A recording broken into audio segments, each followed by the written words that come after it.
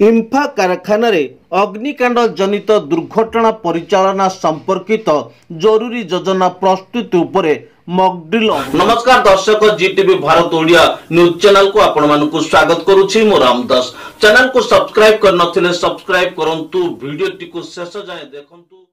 तो कारखाना परिसर रे दुर्घटनार मुकाबला निमंते जरूरीकालीन योजना प्रस्तुति और प्रशमन विधेयक 1996 धारा 9G अंतर्गत अधुनातन आवश्यकता अनुसार कारखाना और बाष्पीत निर्देशालय ओडिशा द्वारा प्रणीत 10 सूची कार्यक्रम को आधार करी इम्फा सुरक्षा विभाग द्वारा कारखाना परिसर रे एक मॉकड्रिल अनुष्ठित हो जाइछि।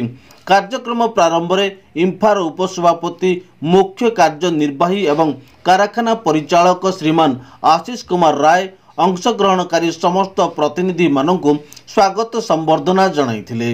सुरक्षा विभाग मुख्य सुरक्षा अधिकारी श्रीमान विजेंद्र प्रधान कारखाना परिसर रे लघु ओजन डीजेल ऑयल व्यवहार और सही संबंधी रासायनिक दुर्घटना रे आमर प्रस्तुति और प्रशमन योजना संपर्क में प्रांजल भाव बुझाइथिले।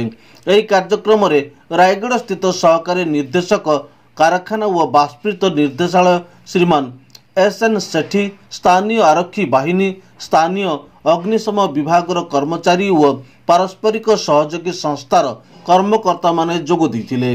कार्यक्रम शेष में इम्फार मानव संबल विभाग मुख्य श्रीमान स्वरूप नायक धन्यवाद अर्पण करथिले। एही कार्यक्रम को लोकसंपर्क विभाग वरिष्ठ लोकसंपर्क अधिकारी श्री शक्ति प्रसाद पाणिग्राही समेत कारखानार कर्मचारी माने परिचालन सहयोग करथिले। Bureau report, Zee TV Bharat Odia.